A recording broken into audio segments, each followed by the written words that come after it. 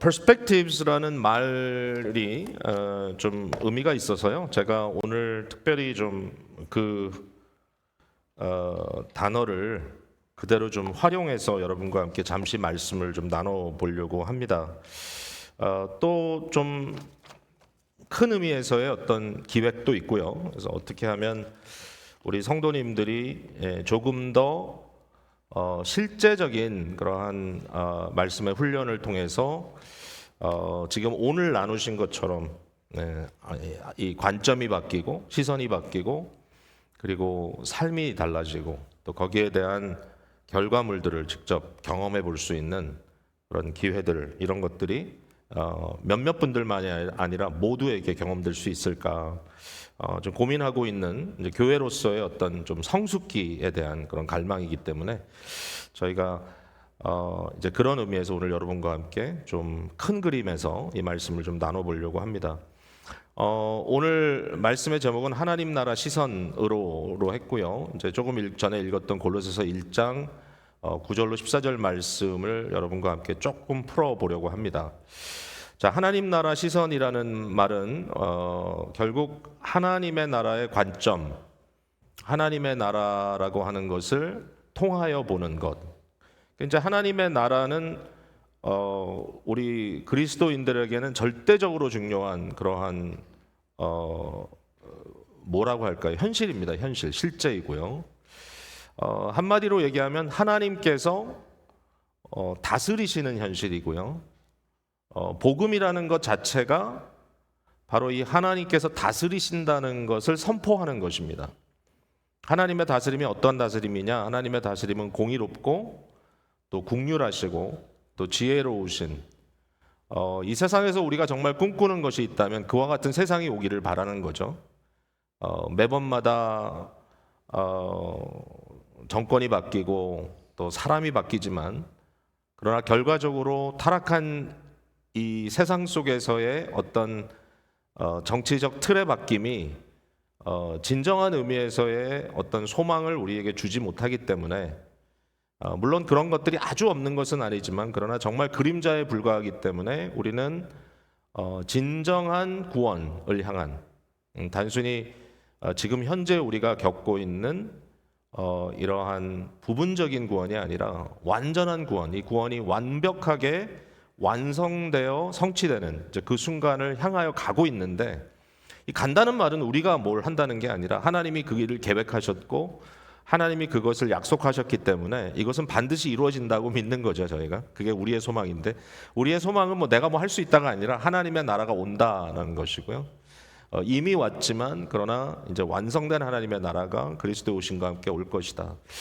이제 그렇게 되었을 때 세상은 완전히 변화되겠죠. 그리고 지금은 우리가 부분적인 변화를 경험하고 있다라고 볼 수 있습니다. 그러나 이 하나님의 나라의 관점에서 우리 자신을 보고 우리 가정을 보고 우리의 직장을 보고 또 우리의 교회를 보고 또 우리의 내면 세계를 바라보고 또 우리의 모든 사람들과의 관계를 바라본다면 거기에 이 변화된다고 하는, 마치 작은 누룩이지만 그것이 반죽 속에 들어갔을 때 이 전체 반죽을 부풀리는 것처럼 결국 하나님 나라라고 하는 가치가 들어왔을 때 모든 것을 변화시킨다고 하는 것을 경험하는 것. 실제로 이런 경험이 없다면 그리스도인으로 살아가는 재미가 없겠죠. 그러니까 이제 저 같은 경우도 뭐 계속 말씀을 나눕니다만은 누군가 저와 비슷한 고민과 고통을 겪고 있는 분에게 전달해 줄 수 있는 게 뭐냐면 저의 어떤 경험이라든지 뭐 제가 가지고 있는 지식이 아니라 하나님의 나라가 어떻게 나의 삶 속에 들어와서 역사하는가를 알려줘야 되는 것이고요. 그게 선교, 그게 전도인데 사실 그걸 안 할 수가 없는 게 뭐냐면은 내가 어떤 혜택을 받고 그걸 통해서 나의 삶이 긍정적으로 바뀌었다고 했을 때 오늘 얘기하신 것처럼 그것을 얘기하지 않는 것은 반칙이라고 제가 그랬어요. 이걸 얘기해줘야 저 사람도 바뀔 게 아닌가. 이제 그런 의미에서 하나님의 나라의 시선으로 우리가 모든 것을 정립하고 그것에 따라 살아간다고 하는 것, 그리고 그 열매를 따먹는다고 하는 것은 굉장한 성도의 특권이라고 생각이 되는 거죠. 자, 이제 그런 관점에서 이 말을 제가 만드는 거라기보다는 어쨌든 이게 이해를 좀 시키려고 합니다. 우리가 하나님 나라 시선이란 말을 줄여서 하나라 시선이라는 말을 써본 적이 있습니다. 이게 2007년, 2008년 2년 동안 우리가 결국 2009년까지 갔는데 저희 교회에서 저희 교회가 한 이제 개척한 지 10년째 되는 그 시기였어요. 근데 그때 어떤 꿈을 꿨냐면은 필라델피아 지역에 한인이 5만 명 정도 된다고 하면 우리 필라델피아 지역에 있는 한인 5만 명에게 모두가 복음을 한 번씩 들어보게 해주자. 어떻게 그걸 할 거냐? 교회로 오는 사람들 숫자는 적고 어떻게 우리가 이 지역 사회를 품고 갈 수 있느냐? 그래가지고 2년 동안 이 0708 프로젝트라고 하는 것을 저희가 하게 됐습니다. 그래서 뭐 여러 가지를 했어요. 뭐 CD도 구워서 만들어서 나눠주고 또 뭐 이렇게 비디오 같은 걸 찍어가지고 TV로 방영하는 이런 그 방영으로 내보내기도 하고 또 그 중에 한 게 뭐냐면 이제 지금은 이제 주빌리 비블리라고 하는 이름으로 이제 책자가 나오죠. 요새는 또 이제 온라인 이 뭐죠? 디지털로 책자가 나오기도 하는데 그때는 하나라 시선이라는 타이틀로 굉장히 그 당시 수준으로서는 아주 잘 만든 책자들을 만들어서 또 지역 사회에 보급하기도 했습니다. 저희가 굉장히 흥미로웠던 이제 마지막 그 클라이맥스 행사는 당시만 해도 이제 한인 사회에 많이 소개가 안 되셨던 필라델피아 오케스트라의 악장이신 데이비드 킴 선생님을 모시고 당시 우리가 모이던 교회당은 너무 작고 그 숫자를 감당할 수가 없기 때문에 저희가 프로클레메이션 교회를 브리마에 있는 교회를 빌려서 이제 저희가 그 하나라 시선 또는 하나라 비전이라고 하는 그러한 타이틀로 그 행사를 이제 주관했는데 굉장히 감동적이었죠. 예, 그때 정확하게 몇 명이 들어왔는지는 잘 모르지만 이제 러프하게 한 7, 800명 정도가 참석을 했던 콘서트였고 마지막에 데이비드 킴 선생님이 다른 말 하지 않고 정말 1, 2분밖에 안 되는 짧은 간증이었지만 자기의 모든 노래는 하나님을 위한 것이다라고 하는 그 한마디에 많은 사람들이 무너졌습니다. 그때 이후로 그 행사를 통해서 교회에 찾아오신 분들이 적지 않았고요. 심지어는 이제 우리 개신교뿐만 아니라 이제 구교에 계셨던 분들도 뭔가 복음에 대한 열망을 가지고 교회를 찾아오셨던 그 기억들이 있어요. 그때 저희가 하나라 시선이라는 말을 실제로 썼었고 이게 절대로 남의 것이 아니라 우리 거라고 하는 걸 여러분께 좀 알리고 싶었고요. 그래서 하나라 시선을 또 한 번 줄여가지고 하나님 나라 시선, 하나시라고 하는 약자로 뭔가를 지금 만들어내려고 하고 있다는 것도 여러분께 예고로 알려드립니다. 지금 다 얘기하면 재미없으니까요. 그래서 이건 이제 일종의 교회의 커리큘럼을 지금 정비하는 그러한 과정이고요. 올 가을에 개봉 박두입니다. 자, perspectives라는 것은 되게 중요하죠. 근데 이것을 우리 선교 perspectives라고 하는 타이틀로 이제 긴 아주 두꺼운 이 텍스트를 가지고 여러분들이 공부를 했는데 결국 공부라고 하는 것을 그냥 단순히 이것이 그 삶과 현실에 연결되지 않고 단순히 머릿속에 이렇게 멘탈 짐나스틱 하듯이 머릿속에서만 있는 거면 크게 의미가 없는데 이 교육이 나의 눈을 열어주고 나의 관점을 열어주고 나의 지평을 넓혀가고 보이지 않았던 것이 보이기 시작하고 그 보이는 것이 나에게 의미를 주기 시작할 때 굉장히 흥미롭죠. 뭔가 이렇게 버블링하는 그런 느낌을 받게 되고 이거 내가 전혀 모르고 살았구나. 이제는 나의 인생에 새로운 국면이 열리나 보다. 이런 일종의 기대감을 갖게 되는 거죠. 네, 정말 그래요. 사람들은 다 이런 새로운 경험이 필요합니다. 새로운 경험이 필요합니다. 마치 이런 것 같아요. 평생 한 가정에서 성장을 했는데 그 가정의 유일한 남자라고는 아버지 한 분밖에 없는데 그 아버지는 지극히 폭력적이고 분노 장애를 가지고 사실은 사랑을 한다고 하지만 집착이고 많은 가족들에게 굉장히 깊은 상처를 주는 그런 아버지를 평생 알고 살다가 어느 날 어느 다른 한 남자와 이제 사랑에 빠지게 되었는데 그 남성으로부터 정말 따뜻하고 온유하고 인자하고 정말 thoughtful한 그러한 이 사랑에 대한 경험들을 하기 시작할 때 처음에는 다 의심하죠. 이거 안 될 것 같은데. 그러나 어느 순간 내 마음을 열고 또 그분의 마음이 열리고 서로 교통하면서 새로운 세상을 경험하게 되죠. 사랑에 빠지는 겁니다. 그리고 그 사랑에 빠진다고 하는 것은 마치 봄날처럼 눈이 녹고 얼음이 녹고 꽁꽁 얼었던 계곡에서 시내가 흐르기 시작하면서 이전에 전혀 들리지 않았던 소리가 들리고 그 다음에 꽃향기가 맡아지고 나의 삶의 인생의 변화를 경험하는 이런 것들이 사실은 새로운 시선이 열리는 거죠. 이런 것들은 정말 인생에 너무 귀한 겁니다. 이게 없다면 사실은 재미가 없죠. 예.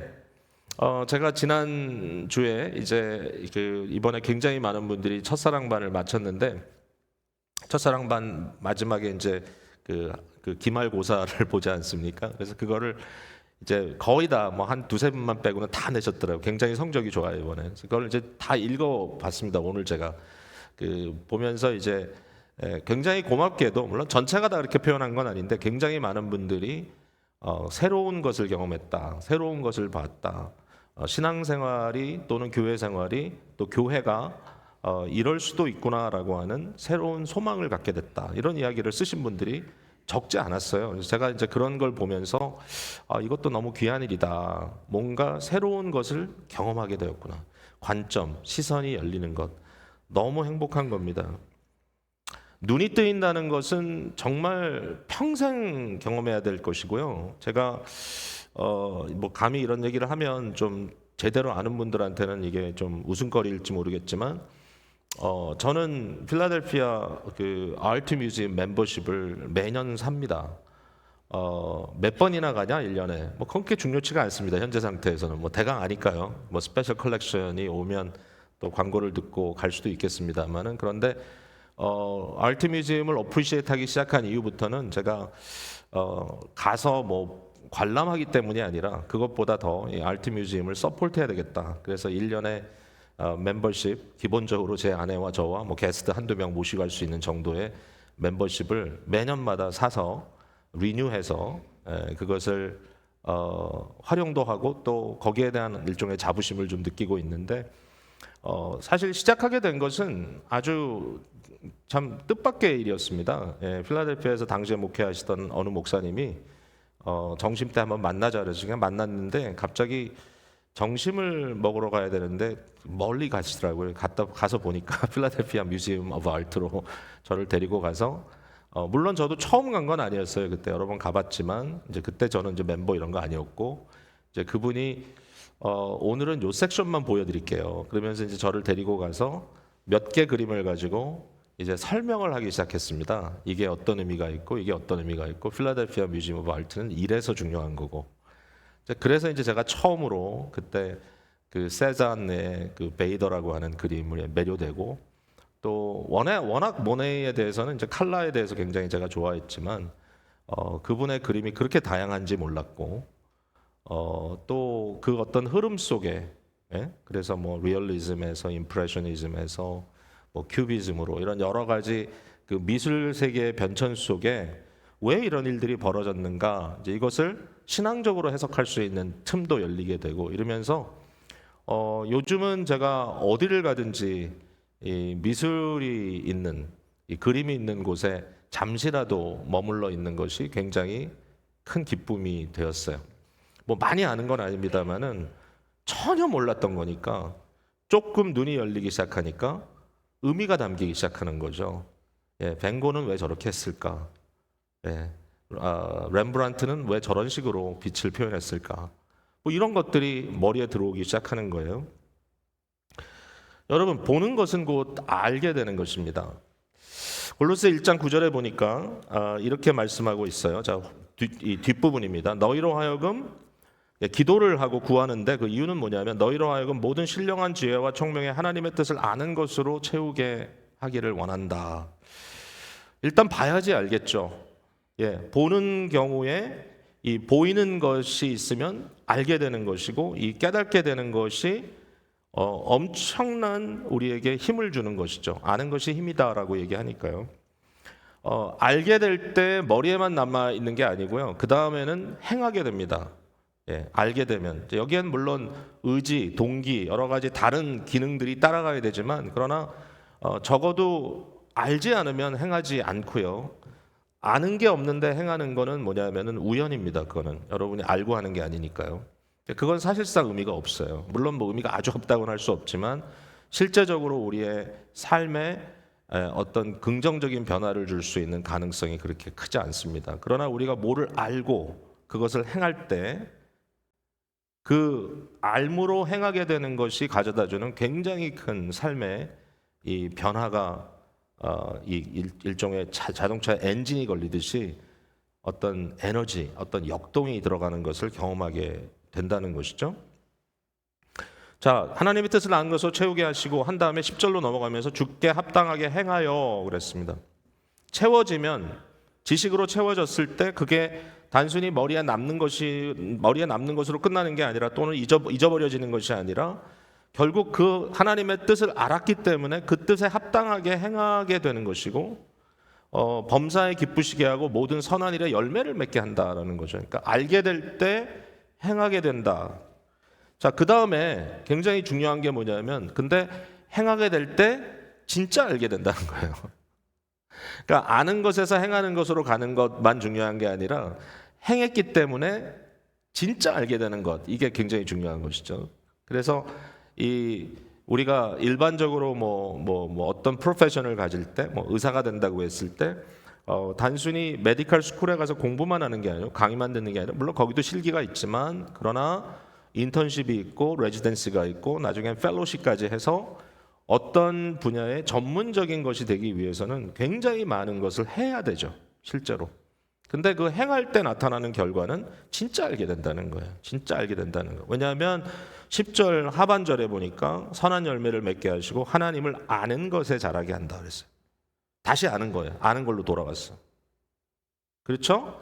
그러니까 이 과정을 우리가 놓쳐서는 안 돼요. 알고 행하고 또 행함을 통하여 진짜 알고, 그렇게 돼요.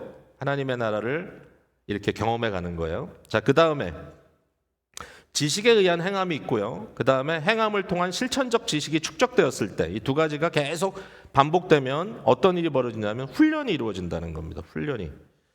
11절에 그의 영광의 힘을 따라 모든 능력으로 능하게 하신다 그랬어요. 자, 힘과 능력, 능함, 이제 파워와 어빌리티가 등장을 합니다. 결국 이건 뭐냐면은 반복을 통하여 내가 그 기능을 습득하는 겁니다. 할 수 있게 되는 거죠. 그러니까 지식은 행동을, 또 행동은 참지식을, 그리고 지식과 행함, 또 행함과 참지식의 사이클이 반복될 때 이것이 훈련으로 이루어지고 그 훈련은 결국 우리를 능하게 만든다. Make us able. 이렇게 한다는 거죠. 자, 그러면 이게 끝이냐? 하나가 더 있어요. 여기에서 이제 반복되어 훈련이 되었을 때 나타나는 결과는 뭐냐면 인격이 자리 잡는다는 거죠. 골로새 11장 이제 B 부분입니다. 뒷부분. 기쁨으로 오래 견딤과 오래 참음에 이르게 한다. 이 오래 견딤과 모든 견딤과 오래 참음은 인격에 관한 겁니다. 이것은 캐릭터거든요. 그러니까 캐릭터가 다듬어지고 빚어지는 거죠. 자, 여러분, 지금 말씀드린 것을 절대로 놓치지 마세요. 다른 방법이 없어요. 그냥 어느 날 갑자기 잠자다가 이상한 꿈을 꿔가지고 헷가닥 바뀌는 게 없어요.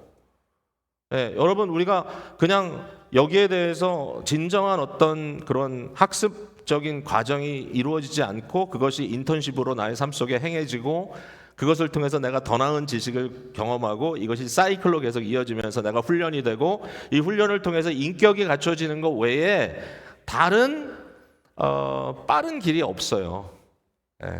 구원은 우리가 은혜로 받는 것이고 하나님이 우리를 의롭다 칭하는 것은 우리의 노력과는 전혀 상관없는 것이지만 그러나 하나님이 우리를 구원하신 이유가 그냥 불구덩이에서 건져내기 위해서였겠습니까? 우리를 하나님의 자녀로 빛나게 하기 위해서 구원하신 건데요. 일단 그렇게 건짐을 받았다고 하면 내가 좋든 싫든 내가 할 수 있다고 생각되든 아니면 너무 힘겹다고 생각되든 내가 퍼스펙티브에서 어떻게 15주 공부해? 저 사람들은 말도 되게 잘하네. 특별한 사람인가 봐. 근데 제가 보기엔 전혀 특별하지 않으시거든요. 우리 교회 수준의 아주 일반? 이렇게 얘기하면 되게 기분 나쁘시려나? 좋잖아요. 그죠? 사실은 이 모든 것이 결국은 해보니까 되더라. 80세 고령도 하셨고 또 아주 젊은 20대도 했어요. 그러니까 이게 사실 이러한 것들을 통해서 우리 속에 어떤 인격이 자리 잡게 될 때 얼마나 멋진 경험으로 성도의 성장의 이 과정을 가게 되는 것인지 생각할 수 있는 거죠. 자, 근데 이 모든 것의 출발점이 어디냐면은 어둠의 나라에서 그리스도의 나라로 옮겨졌다라는 거예요. 이게 핵심이에요. 이게 없다면 지식도, 행함도, 또 행함을 통한 참지식도, 참지식을 통한 훈련도, 훈련을 통한 성품도 사실 의미가 없어요. 그러니까 구원받지 못한 사람이 아무리 발버둥 쳐도 그거는 결국은 결국 오리가 물 속에서 막 발버둥 치면서 물 위에 떠 있는 정도. 그 살다가 다 죽는 거예요. 그러나 날아갈 수는 없죠. 우리가 구원을 받아야죠. 우리가 정말 빛의 나라로 옮김을 받아야죠. 우리 구원받은 자들이니까요. 그러니까 혹시라도 어떤 부분에 미진하다 할지라도 우리는 이 출발점에서 엄청난 일을 경험한 겁니다. 이미. 여러분 엄청난 일을 경험하셨습니다. 이 옮겨졌다는 것을 저는 다른 말로는 이제 탈출 또는 이민이라는 단어로 썼는데, 자 이제 다음 주면 저희 교회 탈북 청년 두 젊은이가 옵니다. 매년마다 거의 매년이죠. 팬데믹 때 정말 한두 해만 빠졌고 계속 이제 매년마다 오는데 이번에 이 남학생 2명이 옵니다. 대학생으로서는 나이가 좀 많은 편입니다. 제가 기억을 제대로 한다면 어린 학생이 28살, 나이가 있는 학생은 30을 넘겼는데 지금 대학생입니다. 탈북한 지가 한 4년 정도 되는 그런 학생들인데, 이 청년들이 매년마다 오고 또 제가 또 한국에 가서도 또 본향교회 가서 청년들을 만나서 이야기를 나누면 이 탈북 청년들이 가지고 있는 이 고민은 거의 여전합니다. 왜냐하면은 자기가 노력을 해도 뭐가 안 될 것 같다라고 하는 두려움도 있고요. 다행히 이제 실링을 브레이크하는 다른 친구들이 생기다 보니까 쟤네처럼 하면 나도 되나 보다 이런 얘기도 하지만, 그러나 끊임없이 같은 동족임에도 불구하고 이 자신들에 대한 어떤 편견과 또는 차별 같은 것이 존재하고 있다라고 생각하고, 이것이 본인들한테는 너무나 불리하다라고 생각을 하고 있는 거죠. 제가 청년들에게 이렇게 얘기합니다.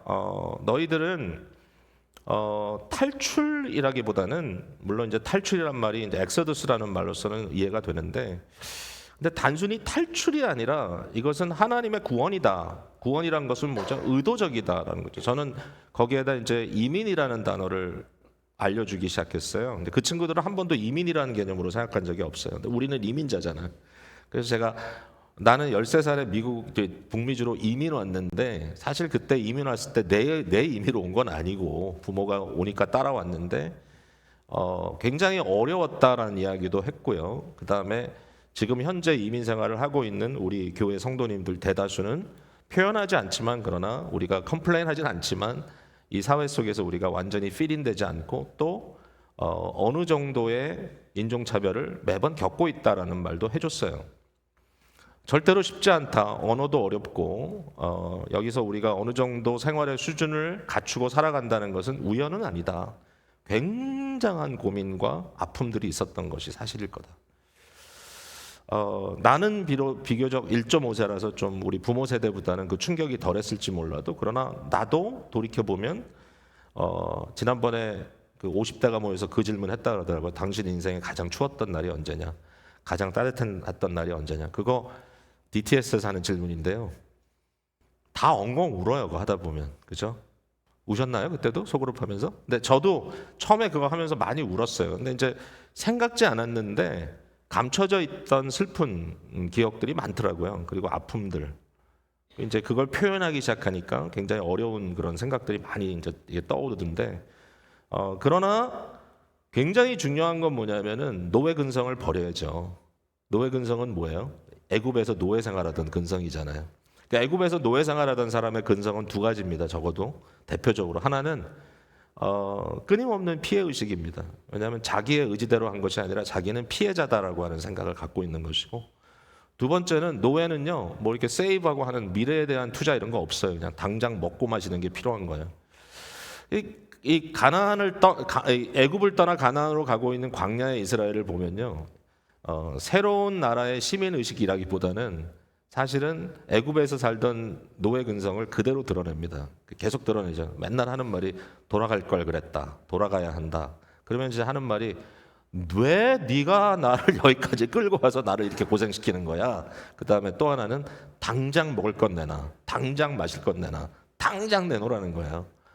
그러니까 이와 같은 그런 마음을 가지고 살아갈 때 끊임없이 마음이 지옥이죠. 이건 노예 상태니까요. 근데 우리는 어둠의 나라에서 그리스도의 나라로 옮겨진 이민자라는 거예요. 이민자는 뭐예요? 여기에 뭔가 목적 의식을 갖게 되는 거예요. 목적 의식. 뭔가 나의 삶에 이것은 굉장히 의미가 있는 일이다. 소명이죠, 소명.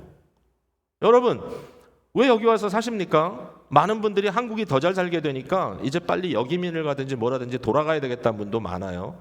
가십니다. 가셔도 되죠. 뭐 어떡하겠어요. 요새 뭐 가시지는 못해도 한국을 방문하는 분들이 많아지고, 아니 이제 방문이 1주 2주가 아니에요. 막 한 달씩 방문하세요. 이제 성도님들이. 그래서 한참 안 보이시다가 오면은 뭔가 바뀌어가지고 오시고 이러시는데,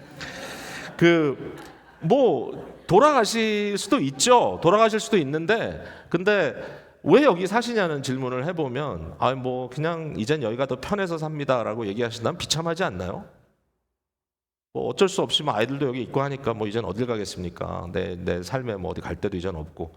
근데 그런 단계가 사실은 불안한 단계입니다. 그게 아니라 여전히 나에게는 목적이 있다. 저는 만약에 앞으로 어떻게 될지 모르지만 한국을 가던 뭐 동남아시아를 가던 남미를 가던 뭐 중국을 또 가던 모르겠어요. 이제 어디로 제가 앞으로 좀 더 활발하게 이제 뭐 저의 삶의 또 하나의 어떤 이 스핀오프하는 그런 시기가 온다면 뭘 할지는 모르겠지만 절대로 더 편하게 살기 위해서 갈 것 같진 않아요. 믿어지세요? 그러니까 뭔가 사명감 때문에 갈 것 같아요. 그러니까 일을 해야 되기 때문에 갈 것 같아요. 그러니까 물론 뭐 건강이 상실되고 도저히 더 이상 아무것도 못할 때가 되면 치료를 받기 위해서라도 좀 뭐 해야 될지 어디로 가야 될지 모르겠지만, 그러나 절대로 어느 순간이든지 그냥 좀 편하게 살기 위해서 가야 되겠다. 그러니까 제가 그 얘기를 탈북 청년들한테 매번 해줍니다. 그러면서 하는 말이, 야 너희들의 생각을 탈북이란 말에서부터 이민으로 바꿔라. 이민 청년으로. 너는 더 이상 북한 시민도 아니고 한국 시민도 아니고 너희는 천국 시민이고 너희는 이민 온 자이기 때문에 사명감을 가지고 무언가 주의 영광을 위하여 살아야 될 책임을 갖고 있다라고 말해줄 때 눈빛이 바뀌어요. 눈빛이. 안 생각해 본 거예요. 이게 지식이 행동이 되고 행동이 참지식이 되고 이것이 결국은 그들에게 훈련이 되고 나중에는 인격이 된다.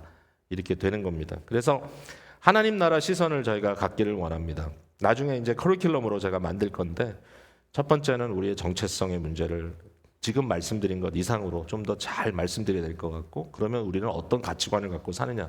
우리가 노예 근성이 아니라면 그럼 뭔가. 그 다음에 우리 왕 대신 주님과의 만남은 과연 어떤 인격적인 그런 대화로 이루어져 있는가.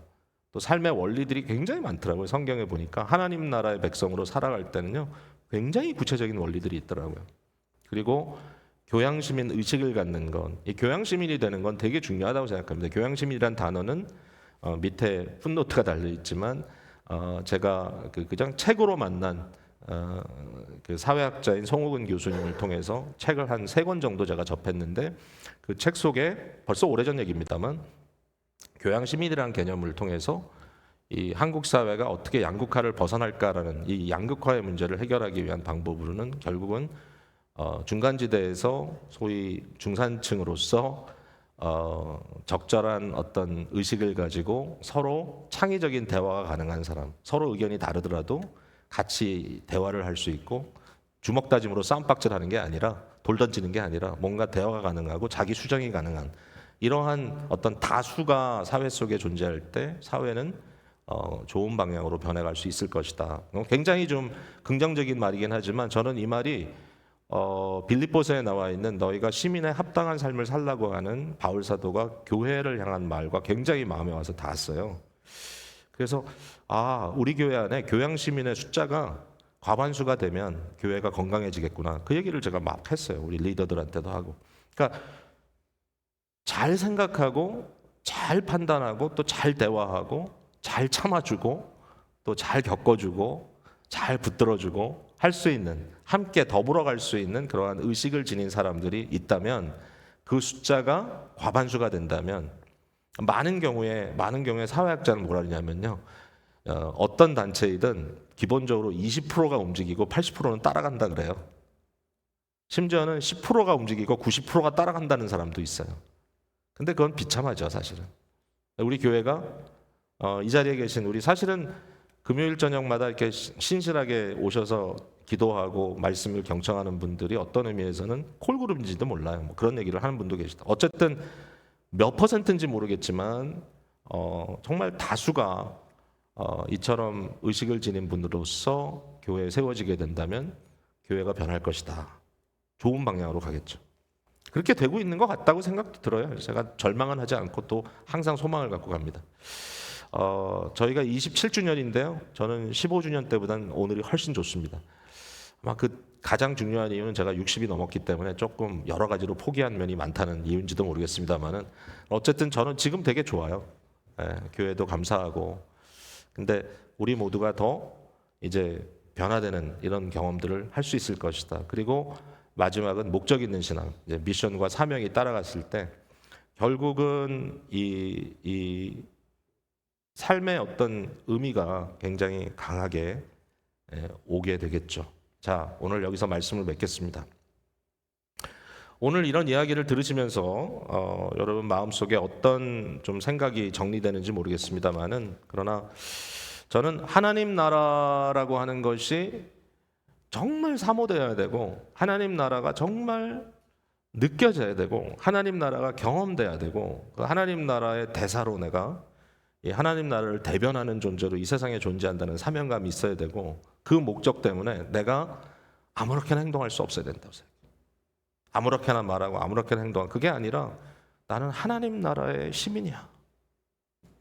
하나님의 나라 시민이야. 그리고 나의 목적은 왕 되신 우리 주님을 높이고 그의 명성을 땅끝까지 퍼져나가도록 하는 것이다. 결국 어느 날 하나님을 아는 지식이 물이 바다를 덮은 같이 온 세상을 덮는 날이 올 것이고, 그때 나는 모든 것이 성취된 모습을 보고 너무 행복할 거야. 드디어 내 소원이 이루어졌구나. 드디어 내 꿈이 이루어졌구나. 여러분, 여러분의 인생은 바로 그 꿈을 향하여 가고 있는 거예요. 누구도 실패자가 없어요. 우리는. 왜? 개인의 어떤 성공이 아니에요. 개인의 성공. 개인의 성공을 위해 살아가는 자들이 아니에요. 그런 정도의 꿈이 아니에요. 하나님의 나라의 완성을 향하여 가는 자들. 이게 얼마나 달라요. 개인의 성공을 추구하는 교회, 개교회의 어떤 기관으로서의 성취를 추구하는 교회에서 하나님 나라의 완성을 향하여 가는 교회, 크든지 작든지 우리에게 주어진 일을 성실하게 감당하는 그런 주의 백성들, 이 꿈을 우리 마음에 품었을 때 얼마나 행복한지 몰라요. 사명감이니까, 살아야 될 이유가 있으니까, 아침에 일어나야 될 이유가 있어. 아무리 힘들고 어렵고 몸이 성하지 않다 할지라도 오늘도 내게 숨쉬게 하셨다면 나의 마지막 한순간, 나의 한마디를 통해서라도 하나님의 나라를 비춰낼 사명이 내게 있다. 이거 가지고 살아가는 것이 너무 익사이팅할 겁니다. 그 일을 이뤄나가시는 여러분들 되시기를, 저와 여러분 되기를 간절히 바랍니다.